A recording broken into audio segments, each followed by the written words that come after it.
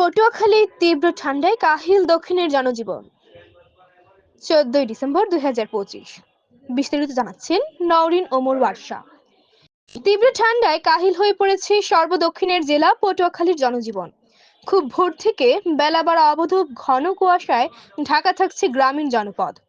আজ সকাল 9টায় জেলার কলাপাড়ায় সর্বনিম্ন 13.8 ডিগ্রি সেলসিয়াস তাপমাত্রা রেকর্ড করেছে কেপুপাড়া আবহাওয়া অফিস। এতে চরম দুর্ভোগে পড়েছে সকল শ্রেণীর মানুষ।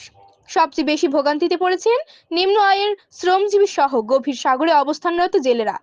এদিকে জেলার সকল হাসপাতালগুলোতে বেড়েছে শীতজনিত জ্বর, সর্দি, কাশি ও ডায়রিয়ায় আক্রান্ত শিশু ও বয়স্ক রোগীর সংখ্যা। ডিসেম্বর মাস জুড়ে শীত অপরিবর্তিত থাকতে পারে বলে জানিয়েছেন আবহাওয়া অফিস। মোহাম্মদ জহিরুল ইসলাম, পটুয়াখালী প্রতিনিধি, কালের কণ্ঠস্বর।